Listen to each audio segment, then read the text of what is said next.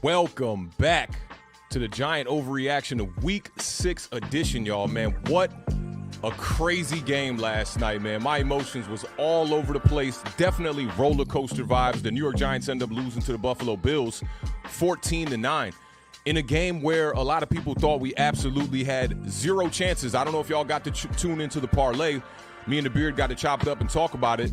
And I kind of reneged on my stance on the preview show, and I said, man, I don't know what it is, but I got a gut feeling that the New York Giants are going to fight tonight. And I posted it on my Twitter and everything. And I don't even know really what had me feeling like that. But for 2 days, I was feeling like the New York Giants are going to come out here. They're going to fight. With all the injuries and all the deficiencies happening on the offensive side of the ball, I still looked at our defense like this defense should have been an upgrade and should have been an increase in their productivity from what we saw last season. And I think that's exactly what we got. We got a defense now in back-to-back games that's showing you that they can get takeaways, they can force turnovers, and they can make the plays and they can make the big stops when it counts. So big kudos to this defense, man. They went out here and they showed up and they showed out. We had Tyrod Taylor take the helm at quarterback, and I think it was great to see a little bit of that change as well. I was in the chat on Online Big Blue stream the other day with him and the homie Rob Zero, and I was asking them this question like multiple times in that chat, like, what do y'all think is going to be the biggest difference as far as these injuries go for the Buffalo Bills? And they kind of smirked and laughed it off. They thought it was going to be a blowout, you know, key-keying and ha-ha and all that. And I think that this was something that was very overlooked, not only by the New York Giants community of streamers, but just across the whole nation as far as, NFL pundits and analysts go. The Bills came into this game extremely banged up. And I think that also gave us a better chance in this game. We're talking about a Super Bowl contender here in the Buffalo Bills, especially when healthy. They lost linebacker Matt Milano last week, and I thought that was going to play a great deal in this game, and I think it really did. Offensively, we didn't have the greatest output, but we did see this offense move the ball in a different fashion, and I think that's all we could ask for. With a team that was entering this game at 1-4, we just wanted to see this offense look better and look more consistent and look more stable, and I think we got a lot of that. Now, there were a bunch of things that went wrong in this game, and I know for the people that want to point the fingers today, they're going to point it at that series of plays right before halftime, which was absolutely despicable. It reminds me of Jalen Hurts 2 years ago with Nick Sirianni before the half. I don't know if y'all remember that game. Came away with 0 points. Jalen Hurts didn't throw the ball away, ended up taking a sack late in the second quarter, and you come away with no points there. And that in the NFL, those kind of things cannot happen. And the Giants allowed that to happen entering the half, and I think that really ruined a lot of our momentum. Instead of being up at least 9-0, we end up going into the locker room 6-0 at the half. Now entering this week, the Giants had played 3 primetime games thus far in the season. They had been outscored 94-15 in those 3 games. And in this game, we were outscored in a primetime matchup against the Buffalo Bills, who came into this one 14-3 with Josh Allen at the quarterback in primetime games. We were outscored 14-9. So in my eyes, that is an increase in productivity from this offense. Ending the first half and the second half on the 1-yard line and to come away with 0 points. This reminds me of the Washington Commanders last year against the Chicago Bears, in a game where I thought the Chicago Bears absolutely owned the Commanders, and they should have won that game. They had 3 red zone opportunities in that game in the second half, and they came away with 0 points, all 3 of them coming from the 1-yard line. Giants kind of doing their best impersonation of Justin Fields and the Chicago Bears in this one. We end up being 0 for 5 in the red zone, and to me, that was the biggest difference, because I always say this on this show too. It's all about either maximizing your attempts when you get into the red zone, or if you can't maximize your attempts, you got to maximize your efficiency. We saw that last year a ton with Daniel Jones in this offense. We were a top 10 red zone offense last season, and we have completely regressed this year. We're a bottom 3 team as far as the red zone goes, and this game being 0 for 5 does not help at all. This one was a struggle, and for me, I got reeled into this game. As you can see, I came out here, I'm repping with the jersey, I'm repping with the gear, the hat, all of that, right? Because I got reeled in. I was really excited about this game. It's the first time since week 1 that I was wholeheartedly invested in a game, excited to see the change at the quarterback position. Granted, it was because of an injury, and I do not wish injury upon no players. I want Daniel Jones to be healthy. I don't think that there's a quarterback controversy here in New York. We're talking about a 35-year-old journeyman in Tyrod Taylor who really has not seen much action outside of his last snaps when he was a Houston Texan. And, I had somebody ask me this on Twitter earlier. They were like, when was the last time you saw, Tyrod Taylor put up 30 points in a victory, comparing it to Daniel Jones versus the Arizona Cardinals. So for anybody that would like to know some of that information, the last time was week 1 in 2021 with the Houston Texans. In a victory over the Jacksonville Jaguars, Tyrod Taylor put up 2 touchdowns, 40 yards on the ground, over 230 yards passing in a game where the Texans did win big and they scored over 30 points. Now, with this one, there's going to be comparisons, so we're here for that today, y'all. I promise y'all. And shout out to everybody that's in the chat bright and early, and was here hitting that like button before I even pulled up and having conversations before I even pulled up. Because to me, this could have been a game, a season-changing type of victory for the New York Giants. You're going into a stretch here against 3 teams that to me are games where you can compete in these games. Washington Commanders, the Raiders, you got the Jets coming up. You got the Saints coming up. If you could have found a way to walk out of Buffalo in a primetime game with a victory, this could have changed the trajectory of the season. And a lot of my folks especially, they don't want to see that. A lot of people are begging for the tank. That's not my style. Y'all know how I've been doing over here for 5 years. I'm never going to root for a tank. If it happens, it happens. And if we are in position to go out there and draft a quarterback, then that's what we got to do. This game showed you as clear as day that there's an issue with the quarterback position. Obviously, it's not the only problem going on with the New York Giants, but it is a problem. It is not a foregone conclusion that the quarterback that we have on this roster as the starter right now is going to be the difference maker where the New York Giants will win games. And I'm not saying that the backup in Tyrod Taylor is necessarily that as well.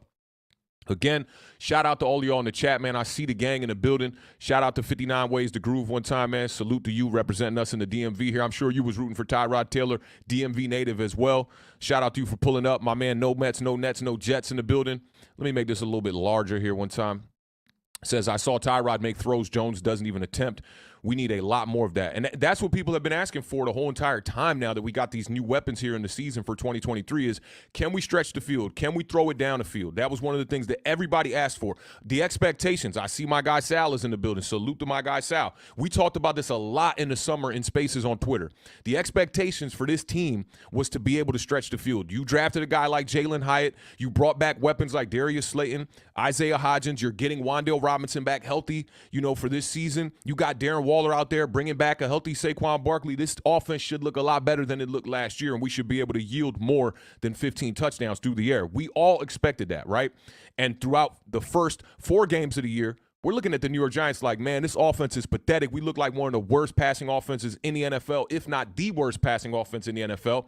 And then you get a guy in Tyrod who's a journeyman backup coming out here against one of the better defenses in the NFL, albeit banged up, definitely injured in this game. But they still had some ballers out there getting after the quarterback as well. Not only did Tyrod take those shots that we wanted, he actually made this offensive line look better than we've seen throughout 4 or 5 games this whole entire season. And a lot of people who watch this show, you guys know I have a saying that I've been saying up here, not only for this season, but for the entire existence of Awthentik and the Beard. A decisive quarterback is the best offensive lineman you can have. Tyrod Taylor has shown that in 2 games in action now that is proof. You look at the game against the Miami Dolphins, he came in for 12 attempts. He was only sacked 1 time in that game. The pressure was just exactly the same as we saw from Daniel Jones, who was sacked 6 times in that game before exiting with the injury. You go back to the game before that where Daniel Jones was sacked 10 times, and you look at last night, definitely under duress. You got Marcus McKeithen, who is banged up in this game. You got Joshua Ezedu, who leaves this game on a stretcher, and you got to move a guy who literally was just brought in off the couch to left tackle to play the most important position on that offensive line. And Tyrod Taylor made do. So we got to give Tyrod Taylor his flowers. Y'all know how I do over here. Anytime any of the quarterbacks plays well or any of these players play well, I give them their flowers over here. And if they don't play well, I'm not going to sit up here and fake the funk. I'm going to give it to y'all straight exactly what it is. And we got to call it what it is. And the criticism, when it's warranted, we're going to give it. Now, a lot of people are complaining about, I want touchdowns. I want victories. I want touchdowns and I want victories as well, too, right? And the red zone was an issue in this game. You cannot go into the red zone 5 times and come away with no touchdowns. That's not a good look. But when you look at the 9 points that the New York Giants put up against the Buffalo Bills, in a very, very inferior defense, right? I'm sorry, very superior defense. You know that putting up points against them is not easy, okay? I knew this game was going to be tough. That's why I recommended that the New York Giants would come out here and they would put up a fight. I did not call it being a victory until I got on my show on Sunday morning with the Beard, and I was like, man, if there's going to be a last time for us to actually call for a victory this year, this is the game. Because if the New York Giants don't go out here and win this game, this season is all but done. Now, Our offense scored 9 points or less in 3 out of the 5 games with Daniel Jones at quarterback. You look at the Seattle game, there was 3 points in that game. In the Miami game, we scored 9 points on offense. We had the Justin Pinnock interception for a return, 102 yards. That put up another 7 points on the board. You look at the Dallas game, that was 40-0. And against the 49ers, we put up 12. This is why, for you people who are contradicting yourself today by saying that this was a Tyrod Taylor problem because of the 9 points, this is an offensive unit problem. There are issues obviously going on, not only up front. We're having trouble with chemistry, with building chemistry with the wide receiver core, with Darren Waller. We got to see it a little bit last game with Daniel Jones against the Miami Dolphins, where, to my surprise, somebody brought this up on Twitter, and y'all know me. If you come with the facts, man, I'm going to say the facts. Daniel Jones was a top 5 quarterback in the NFL as far as PFF grades go. He was ranked number 5 last week. I thought that was extremely surprising, being that he had no touchdowns and he was sacked 6 times in the game. But we know how PFF is judged is pretty much based on how did you do on this play. Now, the offense still struggled. New quarterback, it looked a little bit different. We got those shots that we wanted, but the offense still struggled. Now, the one thing that I think that we can't compare, and I got to take this text real quick. Give me 2 seconds, y'all.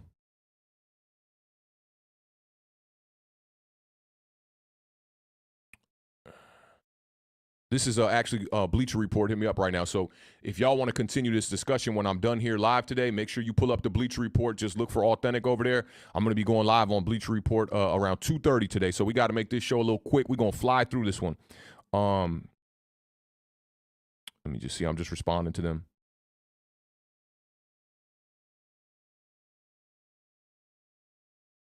All right, here we go.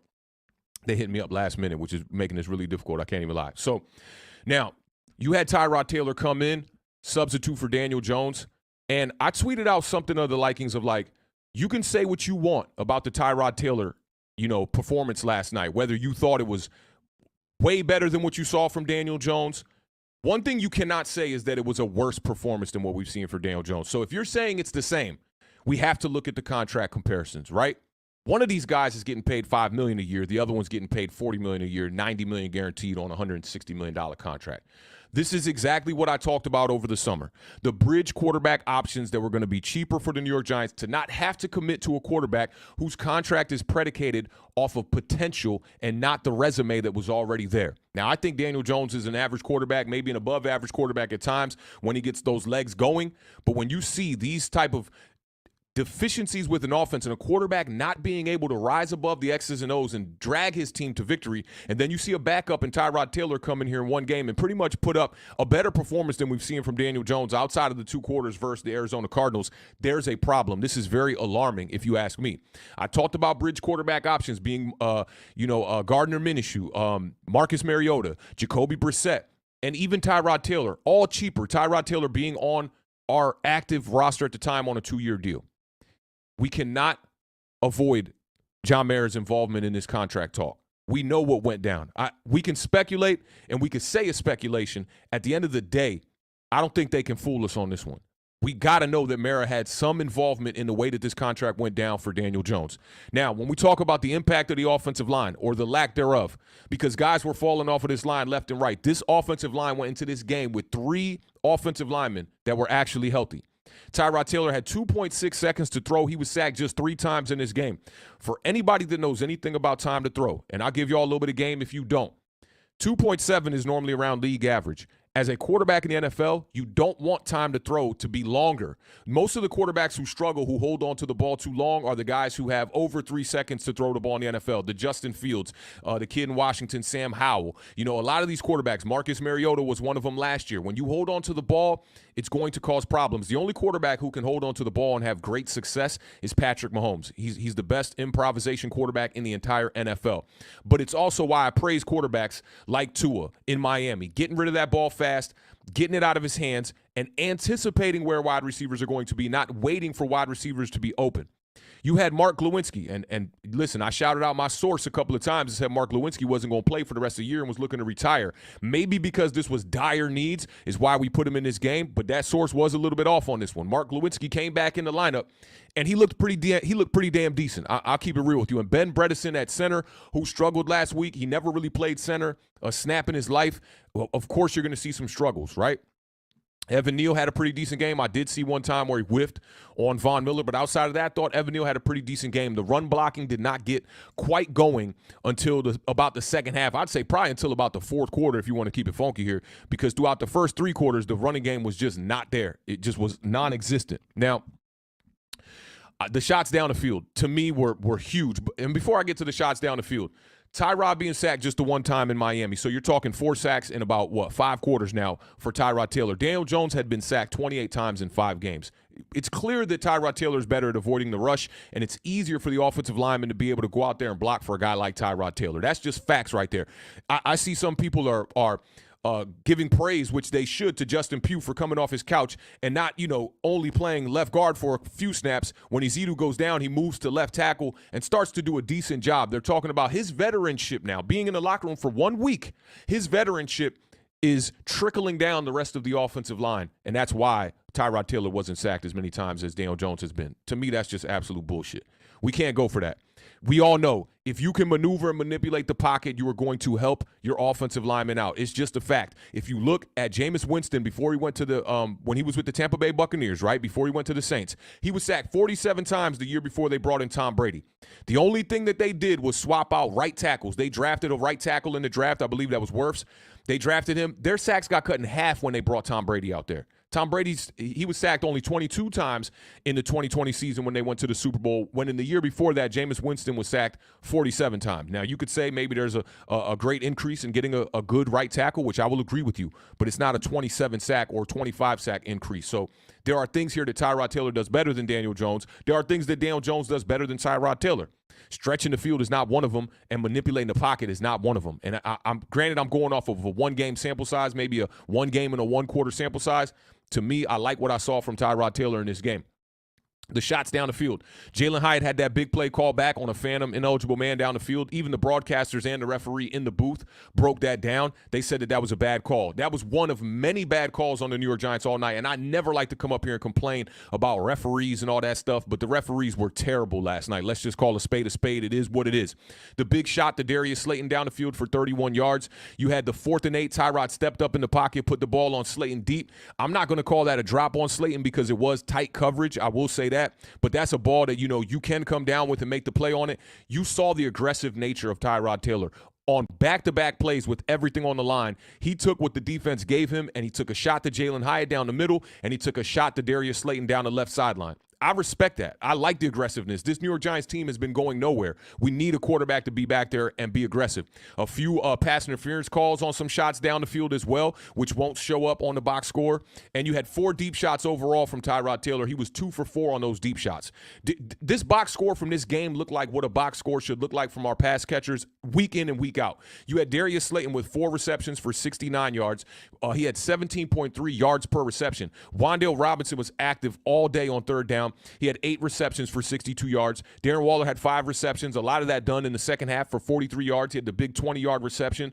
You had Jalen Hyatt for 3 receptions for 21 yards and a season high. This is the most important number of the whole pass-catching core to me. A season high 4 targets for Jalen Hyatt. We've complained about Jalen Hyatt not getting targets since week 1. I believe that was the Dallas game. He had 0 targets in that game. And then you look at the game against Miami. He had 0 targets in that game as well. He came into this game with just 3 targets on the season. He had 2 big plays out of that, the 50-yarder and I believe it was like a 32-yarder or something like that. So it's good to see our quarterback going out there and giving the young kids some opportunities.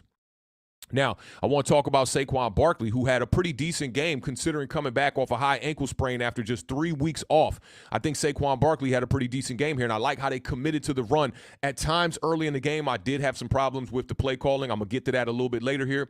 But you had 24 attempts for 93 yards for Saquon Barkley. A little bit of a slow start. I looked up and the third quarter was about to end, and he had 32 rushing yards on I think 16 or 17 carries at that point with the third quarter about to end. So it wasn't a great day, but we know Saquon Barkley is the kind of running back that if you break open the big run, that's his thing. That's his game, okay? He's a hybrid runner. That's his vibes, okay? We talked about, the slow start, but now finishing strong. He had the 2 big runs late in this game, 34 yards and 20 yards, to only come away with 3 points on that drive where Saquon Barkley had those 2 big runs. And I got to credit a little bit of this to Saquon Barkley running out of gas there late on that drive as well, because he did call to get off the field and go to the sidelines. You brought in Matt Breida. You only come away with 3 points. The Giants take a lead there 9-7. It was 4th and inches from the 10-yard line with the score 7-6 there. Now, we go back to the Tennessee game last year where everybody was calling Brian Daboll day balls, right? 4th and inches there, I don't know, man. That might be a time. And I know he did speak about this in the press conference, talking about being stopped on 3rd and short 2 times in this game is what made him go for the decision late in the game for the pass play to Darren Waller. At the end of the day, I think we need to be aggressive here. We're talking about a 1-4 team, and we absolutely had to walk away with the victory in this game versus the Buffalo Bills. Now, let's talk about some of the play calling and the coaching here. For me, the usage of the timeouts, a bunch of questionable play calls. You have an early 3rd and 1 to try to keep a drive going, and you come out and run double tight wing T. I haven't seen that since I was a freshman in high school. I did not like that, okay? Early expected running plays on 1st and 2nd down, even after having the tackle for losses, I think you had to get away from that a little bit. As soon as we started to go play action with Tyrod Taylor and let him actually stretch the field, I thought this offense saw a lot more success.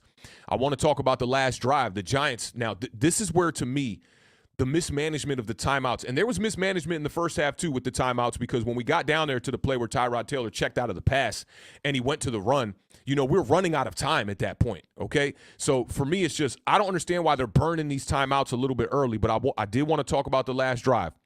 The Giants are at their own 47 with 1 timeout, okay? Keep that in mind, 1 timeout. It's 2nd and 9, and players are walking up to the line, okay? There's about a minute left in the game. After a Wan'Dale catch, it's 3rd and 2 with 59 seconds left. Saquon makes a catch. He gets out of bounds with 53 seconds left. You still got 1 timeout now. 53 seconds left, 1 timeout. Now, I'm not an NFL head coach here, y'all, but my thinking here would be to save that timeout until you get down there in the red zone, until the absolute last second, save that timeout. We should be in a hurry-up offense from here on out. With this last 50 seconds, we should be in a hurry-up offense, okay? It's 1st and 10. Tyrod throws the ball to Waller for 6, and he gets out of bounds as well. So now you got 49 seconds left. 2nd and 4, it's complete to Jalen Hyatt, and this is where the panic settled in for the New York Giants coaching staff. He gets stopped just short of the 1st down. He picks up 3 yards, and they burn the last time out there with just about 40 seconds left. For me, it's 3rd down here. I would hurry up to the line, get a play off, and even if you think that you need a little bit of time to kind of go over it, I'd go to the line and spike the ball and then get ready for 4th down. It's going to be 4th and inches if you spike the ball. But realistically, I'm not doing that. 3rd down, I'm hurrying to the line. I might even run the ball, or I'm going to try to get a short pass, get out of bounds. Whatever we got to do, I'm not burning the time out there. And on 2nd and 4, you get a completion there to Jalen Hyatt there, okay? Now, Tyrod Taylor converts to Waller on 3rd and 1, but we have 0 timeouts now. So the clock goes from 40 seconds all the way down to 22 seconds left. And now you're 4th and 5 from the Bills' 27-yard line, and the game is on the line. And listen, man, I'm shitting bricks at this point. I'm nervous, okay, because I'm reeled in. I'm looking at this like, man, it's time. This is do or die right now. The New York Giants have got to find a way to win this game. And this is where I looked at Tyrod Taylor and just the leadership from Tyrod Taylor on this play. To put faith in the rookie wide receiver and Jalen Hyatt on 4th and 5, put the ball up high. This was not an easy catch, and Jalen Hyatt climbs the ladder and he makes the catch to keep the drive alive. You get up to the line, you spike the ball with 9 seconds left. Okay, you're gonna get 2 shots. Chris Collinsworth talked about this on the broadcast. You're gonna get 2 shots. Tyrod drops back to pass, and it looks like they were in some kind of like either cover 2 or quarters type of defense, really protecting the line, not trying to allow the New York Giants to get an easy touchdown. Tyrod saw a little bit of green. He ran the ball. He picked up 9 yards. He gets out of bounds. Now you got 2 seconds left, and this is going to be the last play of the game pretty much. This is the first last play. Tyrod Taylor throws the ball to Darren Waller, and you get a pass interference call, a penalty on the defense. And I thought it was the proper call there. And I'm looking at this like we're at the 1-yard line. Is this miracle about to come true? The New York Giants are really about to get a walk-off touchdown here and win this game. And, as we ran this play, my shorty asked me, she was like, after the play, it's incomplete. She was like, why didn't they just run the ball? And I know a lot of people are thinking that. And I don't think that this was necessarily a good play call from Kafka and Brian Daboll. I don't necessarily think it was a bad play call. You had a one-on-one matchup with your best weapon as far as pass catchers go with Darren Waller. It's a catchable ball. I think you got to come down and you got to make that play. Now, obviously, the referees missed the pass interference. That pass interference on the last play of the game was worse than the one that they gave us, right? And at the beginning of the 4th quarter, there was a holding penalty on the defense when the Giants were driving. And Chris Collinsworth said this, and it stuck with me. I put it in my notes during the game. He said, if they see cloth being pulled, they will call that every time. And I understand this would have to be back-to-back pass interference calls on the defense, and that's tough to do. We talk about this in basketball. Choke the whistle. Don't make those calls late in the game. Allow them to play and finish out the game. This was a situation where I think that this was an egregious non-call. And even up in the booth, you could see they were trying to make excuses for this in the booth, and they couldn't. They just couldn't. They really could not make any excuses for this. Now, I got to give big props to my defense here, forcing turnovers and stops in this game. Buffalo was shut out through 3 quarters for the first time in 5 seasons, okay? And this Giants defense came into this game not playing incredibly well. We did have the 3 turnovers against the Miami Dolphins, so you did have some momentum. Micah McFadden played a great game. He had the fumble recovery. He also had the interception, which Bobby O is a monster, okay? Some people in my chat and some of my folks were calling Bobby O mid. I ain't going to call them out on here. They know who they are. They probably hear in the chat right now. Bobby O is a really fantastic player. They even made comparisons to the San Francisco 49ers linebacker as well last night in that game. Bobby O been balling out. He was everywhere. And prayers go up to the running back that got hurt. I believe that was Damian Harris. They got hurt on a big shot from Bobby O. Bobby O is making a major difference on this defense. That's a fact. We held Josh Allen to 169 passing yards. We won the time of possession 31-24 to 28-36. And we won the turnover battle 2-0. We got pressure on Josh Allen for the most part all night, but we came away with 0 sacks, and that can't happen. You saw this is why Josh Allen is Josh Allen, and he is one of the elite quarterbacks in this league, one of maybe 4, I'll say, elite quarterbacks in this league. He made plays that not a lot of quarterbacks going to make in this league. That's a fact right there. Now, I also want to talk about the possessions for the Buffalo Bills when we talk about our defense. It don't get no better than this from a New York Giants standpoint when we're talking about our defense. In the first half, the Buffalo Bills possessions went punt, fumble, punt, missed field goal, interception. It don't get no better than that. That looks like how the Philadelphia Eagles played against us in the divisional game in the playoffs last season. Their second half possessions was a very big difference. They came out and went touchdown, missed field goal. Okay? Giants defense played bend, don't break all day long. I can't put none of this on that New York Giants defense. They went out there, they played ball, they gave our offense the best opportunity to be able to win this game. The team fought hard. I appreciate the effort, and it's all I could ask for, in this game. It's a very disheartening loss. I was watching Ron Effect stream last night, and Ron Effect went live right after the game pretty much, to do his recap of the game. And you could see the frustrations, and you could see, a bit of the emotions, and the anger. And I was watching him, and I was just like, bro, I feel you. I'm right there with you. We did not expect to win this game, but when you're that close and you get down to the 1-yard line 2 times, once in each half, that is a tough way for New York Giants to go out. And he said something in that video. He was like, this is when the fans stop wearing their gear and they do all that stuff. And I made it a point. I said, man, I'm going to this stream today representing in all gear. And I'm going to represent a dog. Harry Carson was a dog. Spider Lockhart patch on the jersey. Dogs. All dogs. You look at the 86 defense. Carl Banks. All dogs. Lawrence Taylor. Dogs. Peppers. Dogs. Pepper Johnson was a dog on that defense, okay? Marshall. Dog. Like, we got to get back to that kind of football, and I think this defense really showed a little bit of that today. Now, the Bills are definitely a true Super Bowl contender. We fought hard. A loss is a loss, and Josh Allen talked about it in the press conference after the game. He said sometimes you got to win them ugly like this, and the Bills are fortunate to walk away in their home stadium with the victory against the New York Giants 14-9 in this one. And I will say this, there is no quarterback controversy right now. Our starting quarterback is not healthy. That's for sure right now. He's not healthy. So we got to make sure that he is healthy, that he can go out there, and he's 100%. I don't think Saquon Barkley was 100% last night, but at the running back position, you can get away with those kind of things. With Daniel Jones dealing with a neck issue, I don't think you can get away with those things. But being that there is not a quarterback controversy, there's still some controversy that goes on, and we're going to get into those when we talk about some of these giant overreactions. I'm rushing today because I really only got an hour to chop it up with y'all, and then we got to head over to Bleacher Report and handle one of those streams. And this is a game that is just so extremely tough to talk about, because I got reeled in. I 1,000% got reeled in. And I haven't done that since week 1. And that, because of that, it made this loss hurt that much more. And let me get to this one super chat real quick one time. Shout out to the homie Word, man. He says, shout out to Awthentik and the beer stock going up.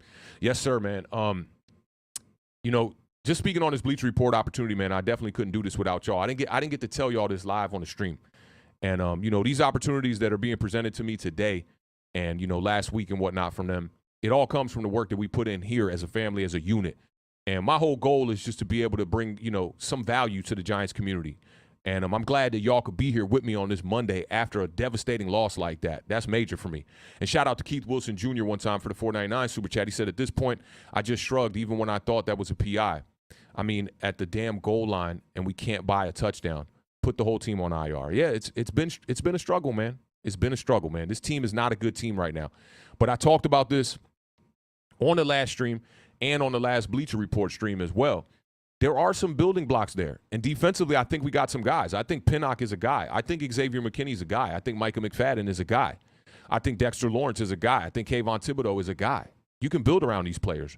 I like what Leonard Williams brings to the table, but the contract is a nightmare. But if you could keep him around and somehow restructure the deal, he's a guy I would keep on his team. I'm all about putting good players on the football field. The Giants have some good players. Deonte Banks is a building piece for the Giants. Offensively is where things start to struggle. There's not a lot of guys out there. Jalen Hyatt has not yet proved that he is, necessarily a building block, but he has made a couple of big plays. And in this game, he definitely made a clutch catch on fourth down. Darren Waller's a weapon, but age is going to be a factor, and timing is going to be a factor. We paid this quarterback $160 million for a 4-year contract. If you can't get this offense ready to go within at least a year or two, the timing is not going to align.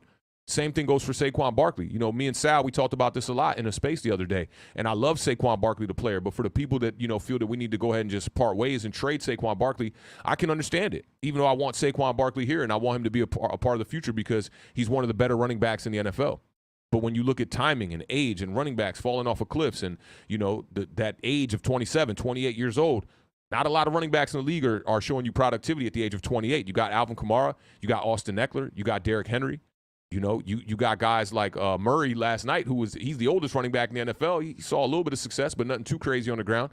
A lot of the older running backs are definitely struggling in this league. And why would you pay them when you could just bring in a guy from college, maybe in a later round, that can maybe, suffice and be able to substitute him for a guy like Saquon Barkley? I doubt you get the same kind of productivity. But a lot of people are thinking about that because in this day and age, it's a passing league, and everybody knows that. You got to find a way to stretch the field. For me, I like Saquon Barkley, the player. I think he's a great player. But, guys like Darius Slayton and Isaiah Hodgins and Sterling Shepard, who really didn't even get to see any action last night, I don't know where their future lies with the New York Giants. I got to keep it funky with you. But at this point, you look at the offensive line, it's been dismal. They've been hurt all year long. And the fact that we went out there last night and we only got sacked 3 times, I think says a lot about the quarterback and says a lot about the resilience of this team. I'm by no means a person who quits in anything, in life, in whatever it may be. And in sports, I know these guys, they're out there getting paid. They're not going to quit either. So for me, I can't look at it like, just put all these guys on the bench and just tank and just take these losses, try to go get the quarterback we want. If that happens, we got to get the quarterback that we want. But as far as we go throughout these weeks, man, we got 3 months of football left. I can't sit up here and just root for losses, and I'm not saying you doing that either, Keith Wilson, but it's tough. And this places emphasis on the fans, man. These kind of losses be the ones that make it tough to go to work, make it tough to get out of bed, make it tough to get to the next week, make the week feel so long before you get to another game. So I'm definitely feeling for y'all. I'm feeling for myself, on this Monday afternoon. I appreciate all y'all being here with me and rocking out with me. This one is from Damian Jackson. Shout out to Damian Jackson for the 499 Super Chat. He says, why does our backup quarterback make us look closer to what delusional fan base thought we would be?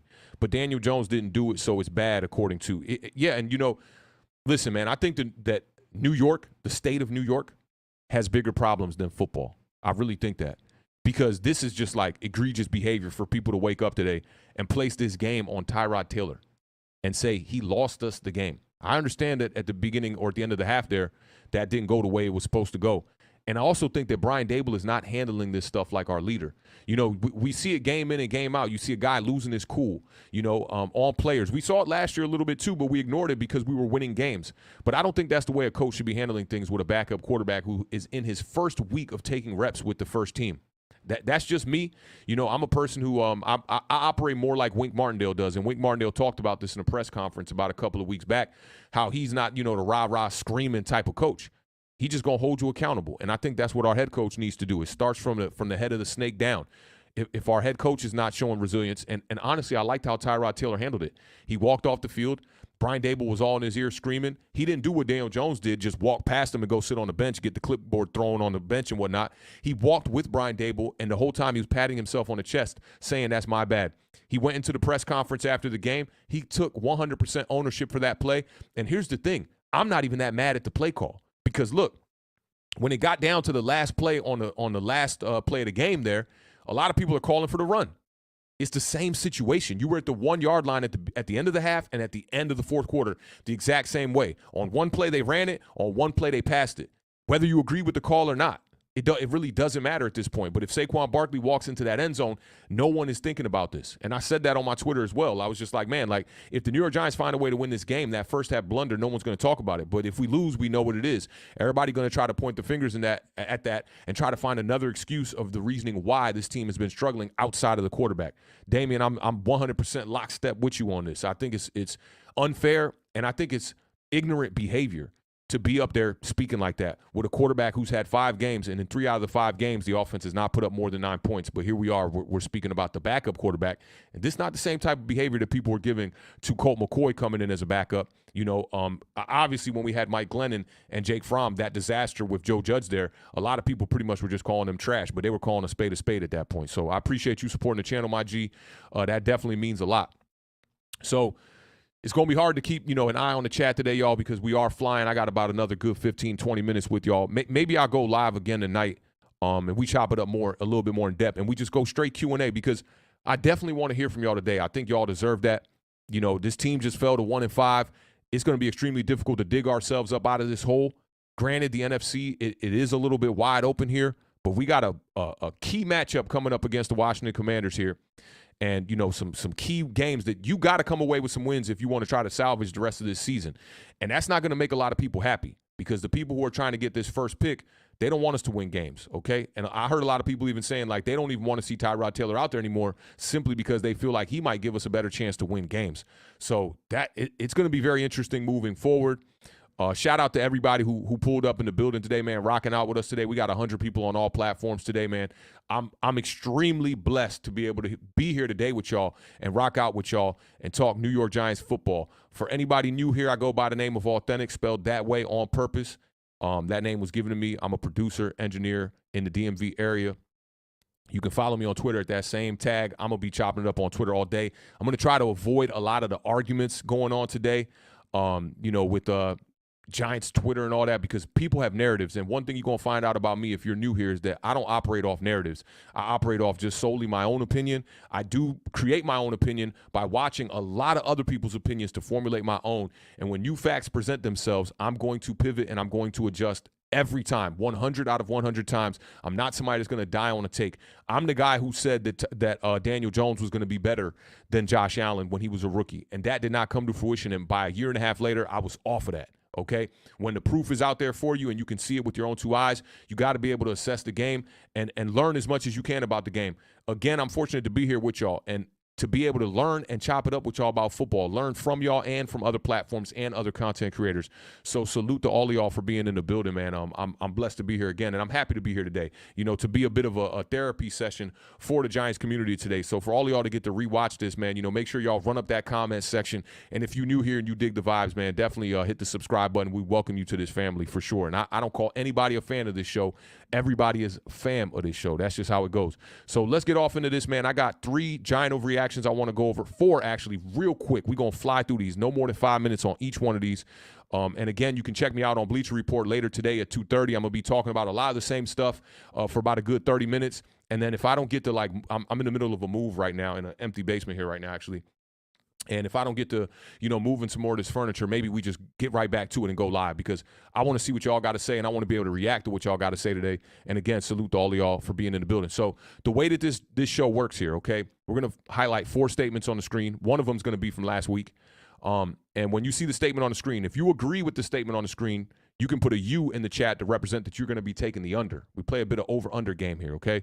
If you think that the statement on the screen is indeed an overreaction, I want you to put an O in the chat to represent that you disagree with the statement on the screen, and you're going to be saying that is an overreaction. If you need more time and you want to see a little bit more games to be able to come to your conclusion, you can put the P in the chat when you see these statements come up on the screen to represent the push.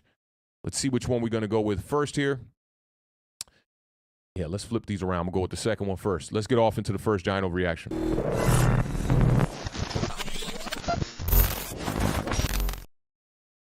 All right, y'all. Let's get a little vibe going here one time, too. Now, I think this is a really good one. Today, I'm not gonna put anybody on blast. We're not gonna talk about whose tweets these are coming from.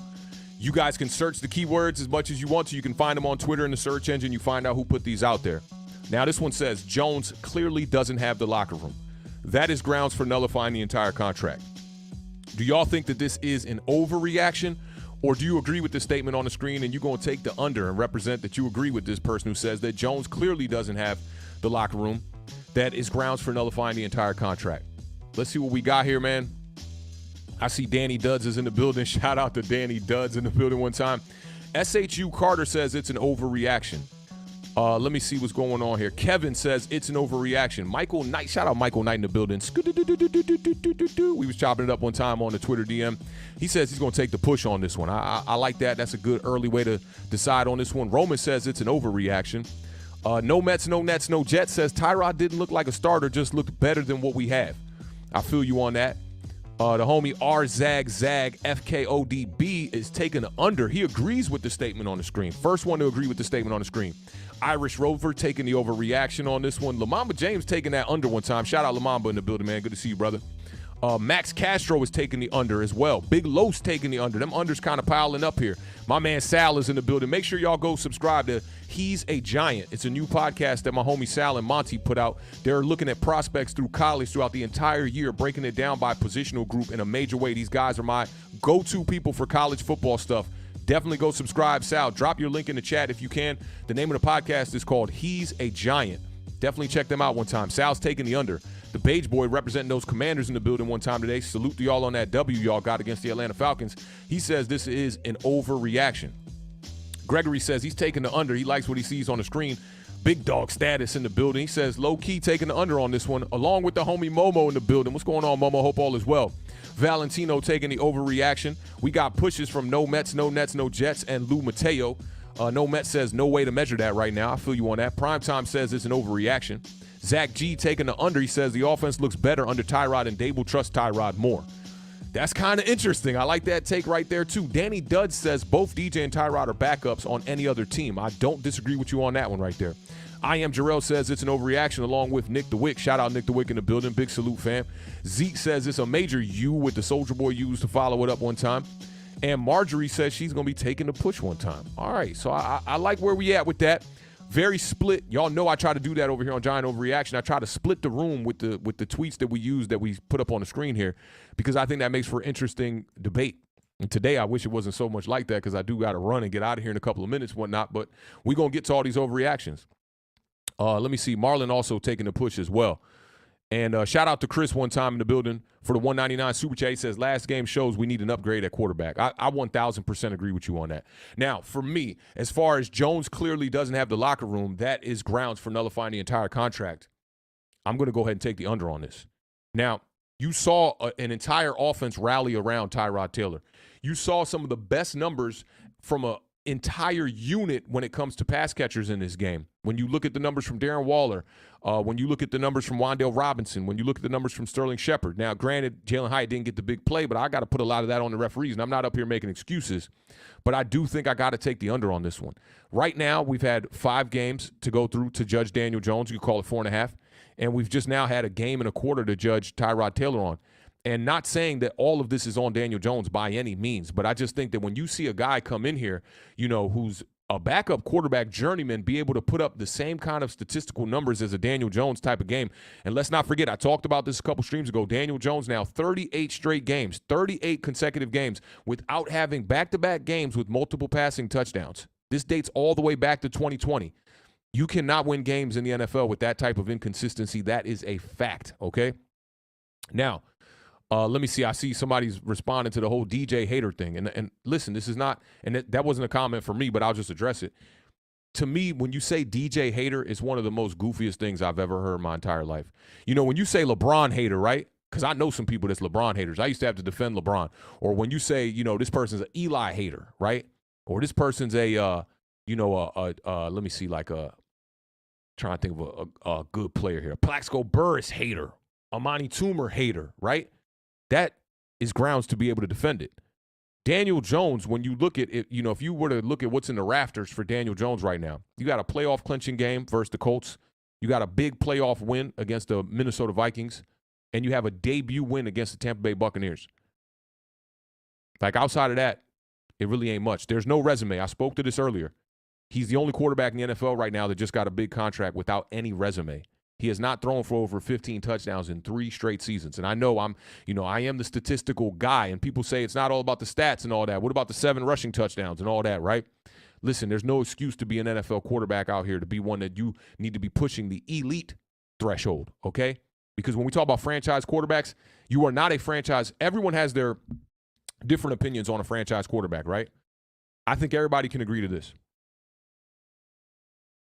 You are not a franchise quarterback if you are not pushing elite after year 5. We got to say that. I'm sorry. So when people say the Daniel Jones haters, no, it's the Daniel Jones people that are critical. And it's warranted. When you're not playing good football, people are going to criticize. You know, it'd be like saying, like, the Ben Simmons haters. Like, could you just imagine that? Could you fathom somebody saying the Ben Simmons haters?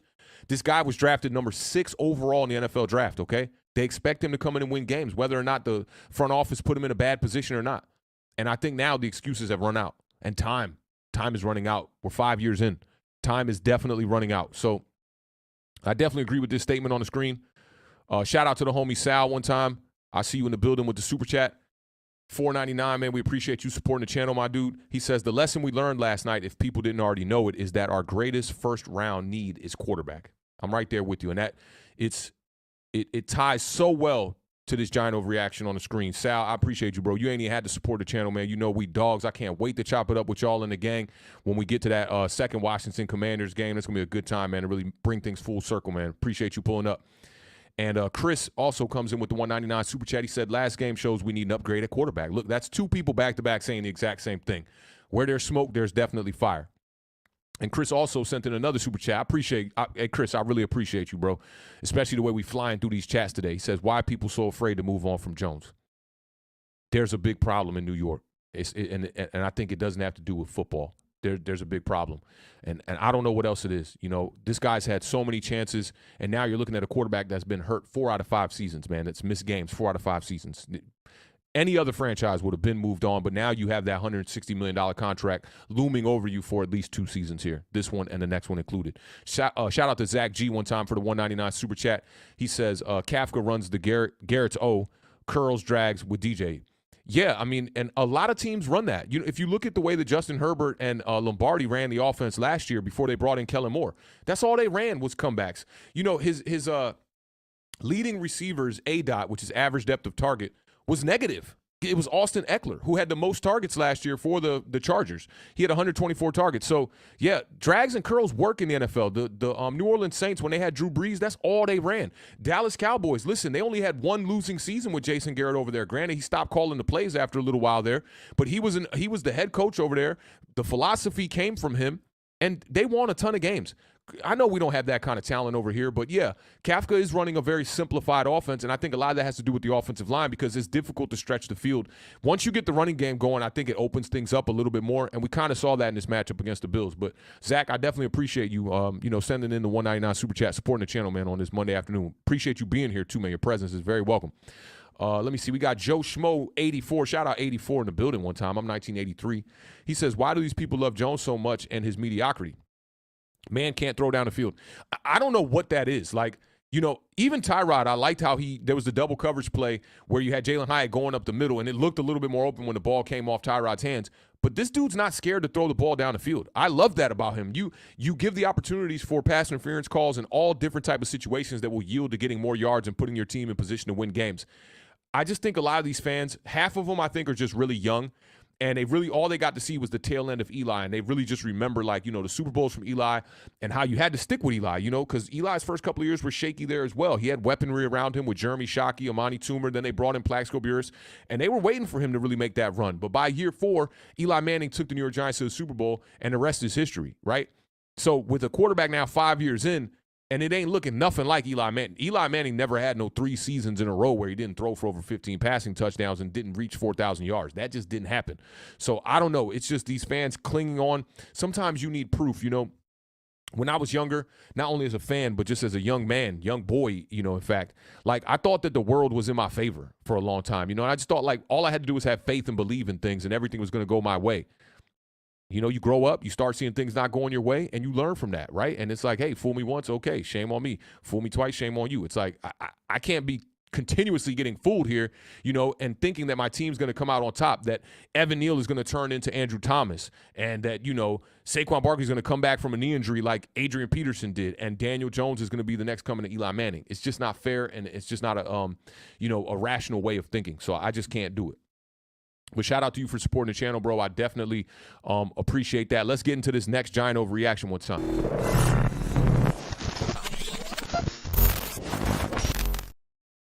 All right, y'all. This one I've been seeing running around on Twitter a ton, okay? I've seen this one a bunch. Everyone in my mention saying this same thing here. And this one kind of puzzles me. I'll keep it real with you. This one is very puzzling to me. I'm just like, how can we hypothetically say a quarterback who has a 1-4 record on the year would win this game last year? Y'all let me know what you think in the chat. If you think that this statement on the screen is a complete overreaction like I do, I'll let the cat out the bag. Let me see an O in the chat. If you agree with this statement on the screen that Daniel Jones would have won the game last night in replacement for Tyrod Taylor, put a U in the chat to represent your take in the under that represents you agree with the statement on the screen. I don't think we could take a push on this one. Let me know what y'all think, and I'll get the first couple answers, and then we'll move on to the next giant overreaction. We got about a good 15 minutes. I'll say 20 minutes before we get up out of here, y'all.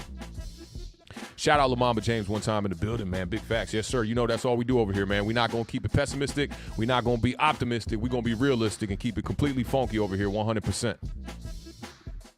All right, let me scroll down and catch up and see where y'all at with these overreactions one time. That chat moving. Hey, salute to all of y'all. We got 120 in the building one time, y'all.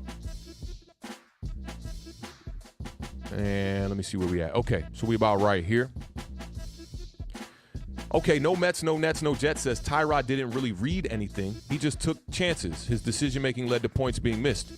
I completely disagree with you on this one. You look at the way Tyrod was getting the ball out quick in this game. Daniel Jones was not doing that. I think that Tyrod Taylor reads the field faster, makes decisions faster, more decisive in the pocket. He knows when to put the ball down and run. Daniel Jones was really good at that last year, and we saw some improvement. But when we're looking at the regression from this year, I completely disagree with this statement on the screen right here. Let me see. My man Gregory says, and Gregory's a Cowboys fan, he says Daniel Jones plays scared. He has happy feet and gets in a habit of bailing on the play. I 100% agree with you on that. Shout out to Hasbick in the building, says the statement on the screen is an overreaction. Kevin says, Joe, the offense scored 9 points. Clicking? Yeah. Red zone wise, struggled. Most definitely. But when you look at it from 20 to 20, this offense put up more yards than the Buffalo Bills last night. I bet you did not predict that when you were going into this game yesterday. My man Sank Zappa in the building one time, Stash Gang, he says it's an overreaction. No, we lose with Daniel Jones as well. I agree with you on that. Kevin the PRF says he's taking the U on this one. He agrees with the statement on the screen that Daniel Jones would have won that game last night. Let's not forget we're going up against one of the better defenses in the NFL in the Buffalo Bills. This was not the Arizona Cardinals that Daniel Jones came back against in the second half in week 2, I believe that was. NYG season, I said no push, but he's taking a push one time. Respect. I got to respect that. He says it does get alarming when your backup is reading progressions better than your starter. I like that. You kept it real on that. I'm not mad at that push one time. My man Chris is taking the overreaction one time as well. I know that most of y'all going to take the overreactions on this one because I think it's just, it was so blatant. Anybody with a realistic eye knows that this statement on the screen is an overreaction. Chris says it's an overreaction. Marlon says it's an overreaction. Big Dog, overreaction. Irish Rover, overreaction. Gregory says it's an overreaction. SHU Carter in the building. Sakpa said Moshe says it's an overreaction. Big Los, overreaction. Oh, Kevin the PRF went in and corrected it. Big capital O. Maybe it was from the O when I was reading. Don says it's an O. Yusef says he's taking the under. He agrees with the statement on the screen. Shout out to my man JCNYC one time for the $5 super chat. He says, what year did Eli break out? I believe last year was DJ's first year in a competent offense. This year, yes, he's struggling, but it is a team sport. Yeah, it is a team sport. Eli had, he's shown that he could push the ball down the field and make plays. The thing with Eli early on was the turnovers in the first 2 to 3 seasons in his career. But by year 4, Eli Manning won a Super Bowl against the undefeated New England Patriots. Rest is history. Rest is history, bro. Appreciate JC coming in with that $5 super chat. I definitely appreciate that, brother. Lamamba says it's an overreaction. Chris Peace in the building. What's going on, brother? Says it's an overreaction as well. Roman says, I'm not sure. I would say, because I don't know. I feel you on that. Don't let them force you into your opinion, though, Roman. Stand 10 toes down on your opinion, brother. I see you at the Daniel Jones Avi one time. I appreciate you pulling up in the building. Kevin says it's an overreaction. Jones isn't taking the deep shots. I feel you on that. Momo in the building says it's no reaction. Michael Knight says it's an overreaction. I am Jarrell. Man, everyone says it's no reaction. Let me get to some of the people who gave some reasons why. Elegante in the building says it's an overreaction because it proved that he processes and anticipates wide receivers open make 1/5 of the salary, 1/8 of the salary, which is crazy, right? It's absolutely ridiculous. We're going to talk about that when we get into this next overreaction. No Mets, no Nets, no Jets says, overreaction. Again, Tyrod was aggressive when DJ wouldn't have been. Even Tyrod changing that play to a run. It was him being aggressive. And that's a good point you bring up right there because, yeah, might have not liked the call, right? All of us as fans, we might not like the call, especially when Saquon doesn't get in the end zone. But nonetheless, it shows a guy who took the helm and was the leader of this offense and made the decision to go ahead and change that play. And Brian Dable was acting like he didn't give him those kind of options on those plays. Brian Dable and Mike Kafka set these plays up to be able to have these options. Tyrod didn't like what he saw. He audible to a run. Let me see. What else we got up here? My man Joey is in the building one time.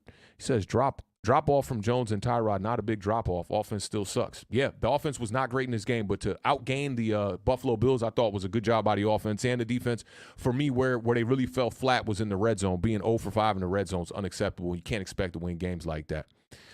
Nick DeWitt taking the under on that one. That's surprising on that because I don't think Daniel Jones wins this game. Can't forget, Daniel Jones 12, 9, and then 3 and 0. Those were the points that the offense scored in 4 out of the 5 games. Not looking too good. You got that Arizona Cardinals second half. That looked pretty good. Outside of that, it's been bad. And No Mets clarifies it a little bit, saying, I'm not criticizing Tyrod at all, but he cost us points. A number of things can be true. Yeah, I mean, I think he on the one play, before the half, yeah, you could look at it like he cost us points. But if Saquon walks in, which he audible to it for a reason. So for me, I'm not looking at that too crazy today. You can look at it because of Brian Dable being angry about it and whatnot. But for me, he audible to a play that he thought was better, and it wasn't better. Shit happens. It's football. You know what I mean? All right. So let me scroll down. Let me see this one from Valentino. DJ was a gunslinger his rookie year. I feel like Joe Judge and that staff broke that confidence in him. They did.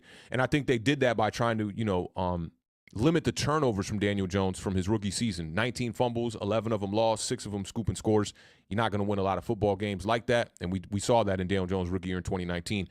Didn't win too many games. But, yeah, I do think it shell-shocked his confidence. And then the lack of building around him with the offensive line, relying on just rookies to come in here and, a second-year player in Evan Neal to elevate and make that leap, that was what they were banking on this season with Daniel Jones. And to me, it's made Daniel Jones be a bit weary in the pocket, and he's kind of seeing ghosts right now. But I definitely appreciate that comment, Valentino. I think that has a lot of validity to it. See, like this stuff right here, Caleb Williams would get smoked in this offense. We don't know. I'll tell you this, Caleb Williams has better pocket presence than Tyrod Taylor right now, and Tyrod Taylor looked a lot better than Daniel Jones does in the pocket last night. And not enough people are talking about this. People are saying like, Justin Pugh came in and played this fantastic game and whatnot. The dude was in the offense for a week. He just came off the streets. They brought him in to play left guard. He ends up having to move to left tackle because the left tackle ends up getting hurt. Joshua Zito gets carted off. This is a makeshift offensive line. And the excuses that we would have been hearing from people if Daniel Jones played in this game and got sacked 8 or 9 or 10 times like he did, in that one game and whatnot, or 9 times in that one game, it would just be full of excuses. Nobody would be looking at it like, oh, man, Daniel Jones, should be getting out of the pocket. They would be making up excuses saying Daniel Jones has no time to throw the ball. And instead, Tyrod Taylor goes out there. He doesn't get sacked a lot in this game. He finds ways to manipulate the pocket. He's getting rid of the ball fast. 2.6 seconds. Find me the last game where Daniel Jones finished the game with 2.6 seconds as far as his time to throw. That means the quarterback's getting the ball out fast, and that's average in the NFL. So I just can't agree with this. I had a conversation with somebody in a Spaces about this. It's like, how do you know that Caleb would get smoked in this offense? You don't know. You don't know. The Cincinnati Bengals were 2-14 before they brought in Joe Burrow. Joe Burrow came in, he won them 2 games in like the first 4 games that year. And then he ended up losing a couple games after that, and then he blew out his knee. He came back the next year. They brought him some wide receiver talent, and they were going to the Super Bowl, bro. We do not know what Caleb Williams would do in this offense. Caleb Williams could get smoked in this offense, but would get smoked? Very egregious, if you ask me. All right, let me just scroll down, catch up here. And let me see, Kevin, I love when people bring clarification to what they're saying, so I got to highlight this. Kevin says, that's all I'm saying. Yes, I say it's time for a new quarterback, but I don't like people acting like DJ was just garbage from the jump. Daniel could have been a true franchise guy, but we did nothing to help. I disagree with just your last two sentences here because you are who you are. And if we played that game, man, you could look back at so many other quarterbacks in terrible situations back in the day and be like, if this guy had this, he would be this guy. You like just look at the Browns. The Browns went through like 20 quarterbacks, right? And a lot of these guys were drafted in the top 15, and none of them panned out. We really can't play that game. But I agree with you when you say that, you know, if you're acting like Daniel Jones was garbage from Jump Street, that's egregious as well. We can't act like that. And I never do that on this channel. You know, I've always said that Daniel Jones has been an average quarterback and a little bit above average quarterback when he's got his legs going. Because to me, Daniel Jones is a game manager who has the ability to be able to, you know, if you can scheme it open, get some big chunk plays with his legs. We haven't really seen that too much this year, and it seems like teams got the tape on Brian Daboll, and they kind of know what's going on, and they're making things a lot more difficult for the New York Giants here moving forward. Shout out to Nick DeWick one time in the building with the $10 super chat. He says, this is the best podcast in all of Giants media. On top of the whole channel being awesome, love how people don't personally attack people for disagreeing. I learned so much from this show. Sky's the limit. Yo, salute, man. And that's all I'm here for, bro, is to try to bring some value to y'all, man. I appreciate you being a day. Nick DeWick been a day one rocking with us over here. You know, many blessings to you in finishing out your football season this year, bro. I hope y'all playing well. Hope you playing tough out there. You know what it's like to be on that offensive line. So I know you got some, you know, giving some leadway to these guys being thrusted out there on the field on Sunday Night Football here in front of the whole world to see, man, and you know, putting their best fight forward. So big shout out to Nick DeWick, man. I definitely agree with you on this, man. And yeah, like I said, man, if I can bring value to this community, that's all I want to do. I'm not here to duplicate or replicate what anybody else is doing. I'm here to just give y'all my opinion on things and also share y'all opinions on things and build a like-minded community of people who see the game in a similar fashion. So salute to Nick DeWick one time, man. I appreciate that $10 super chat. Definitely goes a long way in supporting this channel. I see the beard is in the building one time. Roman says, I love this podcast, bro. I appreciate you, man. Appreciate you rocking out with the vibes today, man. And Kevin also says, shout out to Justin Pugh. He gave us something. He did. He definitely did. You know, I knew Justin Pugh was a guy when you saw that Cardinals game last year when they brought in the kicker off the streets and he missed the game-winning field goal, and Pugh was right there with them at the side of his locker like, y'all not going to come up here and attack this guy like that. That's very unfair. Pugh's a stand-up guy. I respect him for that. I'm glad to have him on his team. And I hope that the other offensive linemen on his team can learn a little something from Justin Pugh. I'm not sure if we went over this next giant overreaction, but we'll see. If I brought it up, you know, we'll move on to the next one. But this is the next giant overreaction.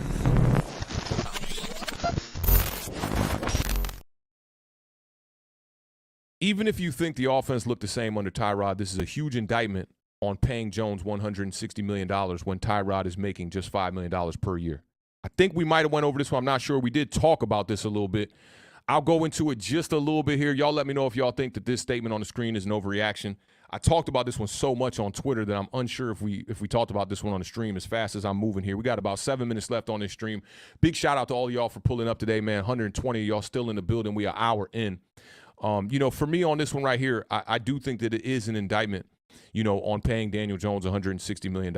And I talked about this, the bridge quarterback, you know, options that we had moving into this season and things we could have done in a cheaper fashion. You know, you could have brought in guys. You could have just went with Tyrod Taylor, who's being paid an eighth of the contract, just $5 million a year. So I do think that, you know, I'm taking the U on this one. I think most people would take the U on this one. I see a lot of U's coming in, the Page Boy, Danny Duds. Let me know if I put this one up on the screen too. I don't think I did, but I might have. Like I said, all night I posted this on. This comes from me. And all night I was talking about this one on Twitter and just so many different reactions from this one and over 100 comments on this. You know, it's just getting a little bit confusing at this point. But I'm seeing a bunch of, you know, U's coming in on this one. I Am Jarrell says it's hard to argue that point. Kevin the PRF taking the under. Kevin McWalters is taking the under as well. Joe Schmo 84, shout out Joe Schmo 84 in the building. He's taking the under as well. Roman's in the building as well. More New York Giants, please, is taking the under, but we should talk about why that happened. It's Joe's fault. It's Joe's fault, Giants fans. Yeah, I'm with you on that. That's definitely Joe Shane's fault, or you got to go John Mara. Big Los is taking the under on this one as well. And let me see. I did see a super chat come in here. Let me go to this tab real quick so we can get these out the way for y'all. Nick DeWick. Shout out Alvaro Orion one time in the building, man. I chop it up with you sometimes on Twitter. Definitely appreciate you, man. And yeah, you know, you asked me about the poll, and I definitely wanted to lend my vote to that one time with the 2,500 CLP. Okay. He says, sup, man. My Twitter poll, which few people answered, was about who should be the starting quarterback if the Giants have won. The controversy is still open. Yeah, and you know, I wanted to win this game really bad because I think that people wouldn't have anything bad to say about Tyrod Taylor had we came away with the victory in this game, even with the pathetic red zone numbers there, 0 for 5 in the red zone, you know. But now that you come away with a loss, the results are the same, which I think that's gonna, the fans who are gonna try to find ways to you know, beat around the bush and find excuses of, you know, why this isn't solely a quarterback problem, which it isn't solely a quarterback problem, but that's just how people feel. They feel attacked by that. When you say Tyrod had a good game, in their minds, they're reading it's all on the quarterback. No one's saying that. And I think anybody with eyeballs knows that this roster has deficiencies on it. It's not just the quarterback, but we know that the quarterback is the most important position on the field. I played quarterback on a low level in high school. I know what it's like to have to know where everybody has to be on the field, where they got to line up, where the defense lines up, knowing everybody else's responsibilities and also knowing your own. It's the most difficult job in all of sports, and I think it takes a certain kind of person to be that. There's a reason why I'm up here talking on a podcast about quarterbacks and not playing on a field, okay? So I definitely feel you on this one. Keep that Twitter poll going. Retag me in it, you know, week by week. We'll see what happens here with the injury with Daniel Jones and who's going to be the starting quarterback moving forward. I think that if you don't see Daniel Jones in practice by Thursday, you know who's going to be the starting quarterback for this next week coming up against Washington. I think it'll be Tyrod Taylor. And Washington has a very powerful offense, you know, so there's going to be another tough game for us. Got to find a way to come out with the victory if we want to try to salvage this season. But shout out to Alvaro Orion one time for supporting the channel, brother. I appreciate your presence here, and I definitely appreciate that lending hand. Big Los sends in the $5 super chat. He says, I can't listen to any more excuses for DJ. More talent, offensive line, 3 offenses, no run game, Saquon injury. If you get $143 million, you don't get any excuses. I'm with you on that. You know, it's like you got to at least look competent. You know, you have to be the player that people can say it's absolutely not on him. And this whole thing that he's being done what he's told, when you get paid that $160 million contract, 90 guaranteed, that is no longer a thing that people can use as an excuse now. We are paying you to be a franchise quarterback. You have to be the rock and the stability for this team. And right now, I don't think Daniel Jones is being that. Shout out to Big Los one time. Shout out to the homie Zeke Anderson one time. He says he's going with the U on this one. What up, beloved? Had to bless the homie. I appreciate that, man. Blessings your way on this Monday, bro. He says we need a quarterback, period. Worst thing that was done was doubling down on Jones than paying him, just wasting time. Yeah, and I'm right there with you on that. I think if they could have found a way to handle the contract with Saquon Barkley during the bye week in the 2022 season and then move forward with the franchise tag with Daniel Jones, it would have been more money up front this year, but I think for a long-term plan, it would have worked out a lot better. I don't think this contract is going to kill us per se, but it's definitely going to be difficult, you know, to move on from this with Daniel Jones playing some of his worst football 5 weeks through the season and now dealing with an injury. So it's going to be very difficult moving forward. I wish Daniel Jones nothing but health, and hopefully he can get back on the field. I still think that he's probably the better starter in the long run, especially if you have all your other players on the offensive front healthy. But Tyrod Taylor showed you that with his legs and his mobility and his ability, his lateral movement ability, that he is better at doing certain things than Daniel Jones is. And taking those deep shots is definitely one of them. Shout out to Zeke Anderson for the $10 and supporting the channel, man. I appreciate that, fam.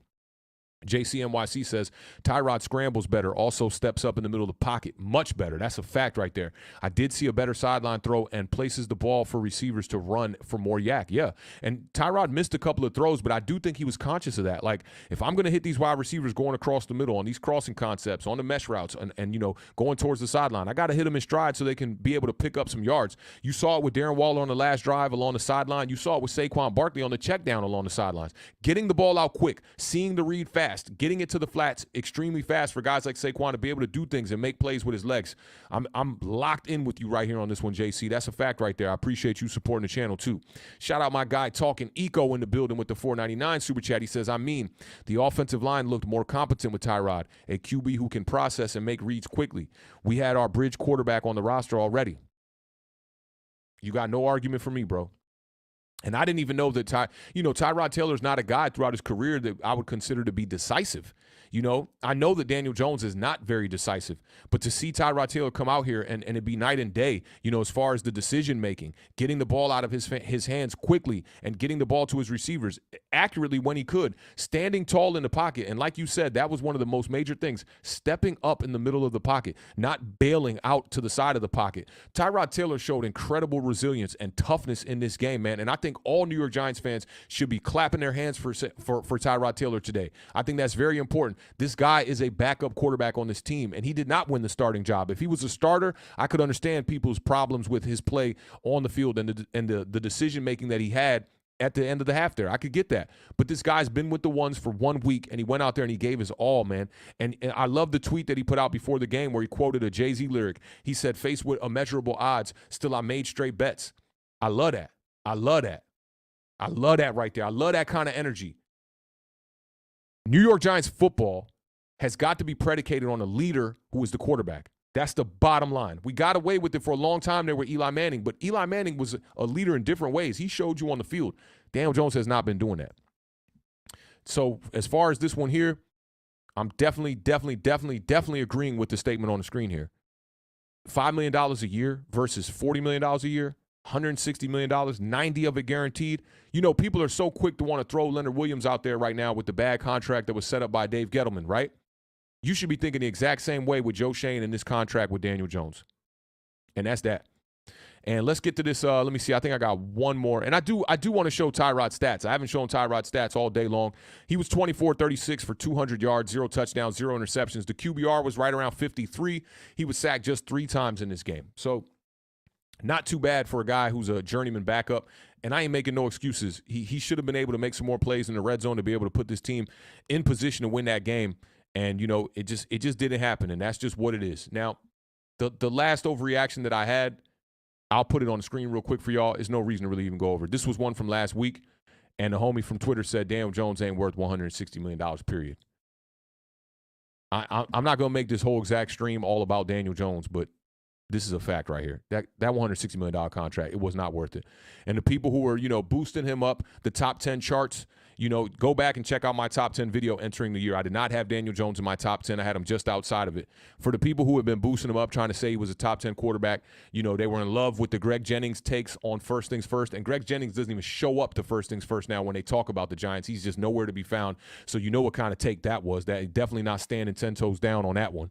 I just think y'all were just hoping, and it was a projection. And I don't fault you for that, because as a fan, we want to see our team be better. We want to see our quarterback play better, and we put the weapons around him, and we thought we were going to see better, and we did not see better. And we saw a quarterback here who's making $5 million a year, which is kind of, when Tyrod signed that contract, people were kind of like, man, maybe we're paying him a little bit too much. So that's a high backup contract. Still, only $5 million a year. Tyrod Taylor could go out here and run this offense to the exact same way that Daniel Jones has been running this offense. And dare I say, maybe even better, because I love the way that Tyrod Taylor took the shots. It's a one-game sample size, so for me, I'm going to take the push on that, right? As far as Tyrod Taylor being able to run this offense the same exact way. But I do, with my eyes, with the eye test, Tyrod Taylor looks like the same quarterback as Daniel Jones, except he's a little bit more poised in the pocket. And maybe that comes with years and comes with time. We saw Geno Smith, a quarterback, when he played with the Jets. He was completely shell-shocked. He was out there seeing ghosts. He was not a good quarterback. No one thought that he would be where he's at today with the Seattle Seahawks. And a little bit of time sitting on the bench, being a backup for about 7 years in this league. Now Geno Smith is considered one of the most savvy veterans in this league. I've called him on this podcast the most accurate quarterback in football. I think maybe that narrative's kind of changing with a couple other guys, rising the ranks a little bit. But last year, Geno Smith did lead the NFL in completion percentage, and he was not dinking and dunking it, throwing it for 5 yards per attempt like our quarterback was. So, take that how you want to take that. Take it with a grain of salt. Shout out to my man Adam Costas one time in the building. He says, hope you never pay a player on hope. DJ's resume alone should not have netted him 160. And I'm right there with you. And that's what makes me think John Mara had a whole lot to do with this, y'all. I think John Mara had a whole lot to do with this.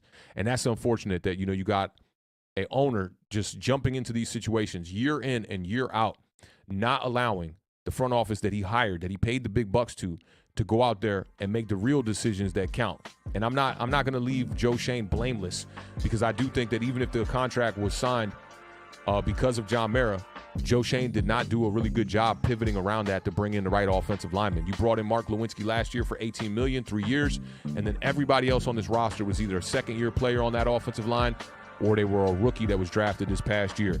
You had a couple of guys coming off of injuries like Marcus McKeithen, and there was no way they should have expected this offensive line to be able to stand up and be able to create a wall for Daniel Jones, a quarterback that you know will not succeed in this league unless he has time to throw the ball. Again, I appreciate all of y'all, man, for pulling up today, man, rocking out with me on this edition of the Week 6 Overreaction. It was a good one. If you want to continue the discussion over there on Twitter, I'm at Awthentik on Twitter. Right when we get off here, I'm about to set up my stream for Bleacher Report. I'm about to get that together in about 5 minutes here. We're going to be on Bleacher Report talking about some of the same things. If you want to come in, show some support, kind of hear some of these thoughts that I had on this show again, pull up the Bleacher Report. We're going to be over there, man. Bleacher Report had some really good remarks for me after the first stream, man. I was humbled when I got that email back from them. So big shout out to y'all, man. I appreciate all of y'all, man. Let me just make sure I got everything as far as the super chats covered, man, because I want to make sure that the people who are supporting this channel get their just due on here. Let me see. Talking Eco with the last one of the day says, hopefully Tyrod lights a fire under DJ. That's all we can hope for. And I think that's a great way to end this podcast, man. That's a great one. I appreciate you supporting the channel, Talking Eco. Salute to all of y'all, man. Don't let this loss ruin y'all week, man. Hold your head high out here as a Giants fan. Things are going to get better. We almost there. It feels like we kind of took a step back, and we're kind of like back in 2020, 2021, where we're like trying to get over that hump. Remember when we couldn't win those close games? We're right back to where we started here. And I think Joe Schoen, this coaching staff, all of these guys are going to have a task at hand here. I trust that they can handle this. I'm not abandoning ship quite yet. We got some tough games coming up, y'all. Keep your eyes peeled, man. I might just throw up another stream here again later on today. Again, man, this was love, man. Salute to everybody who supported the channel. Salute to everybody who joined the discussion today in the chat. And if you dig into vibes, make sure to hit that subscribe button, man. We need that. This channel deserves to have more people and more eyes on it. And we want to grow this community with like-minded people who think about football in a similar fashion. And we welcome all opinions over here, y'all. Again, salute to y'all, man. Big salute to the gang. I'm going to be getting set up here, man. I can't wait to get into my new setup. Again, if you want to join me, come over there on Bleacher Report, man. We're going to be chopping it up, talking a little bit about the New York Giants against the Buffalo Bills. Again, we lost this one 14-9. And, man, y'all enjoy the rest of y'all week. If y'all don't get to catch me on Bleacher Report or later tonight, tomorrow we're going to be doing the recaps for Week 6 throughout the whole NFC East. A big loss by the Philadelphia Eagles. Dallas Cowboys play tonight. We'll see how that one goes. The Commanders got their win. And, again, man, y'all know what it is. We end every stream the same exact way, man. Keep raising that bar. Keep living those dreams because the universe flows in Technicolor and surround sound. Rest in peace to the podcast, Go Combat Jack. And y'all enjoy the rest of y'all day. I hope to catch y'all in some of these other streams. Y'all be good. Peace.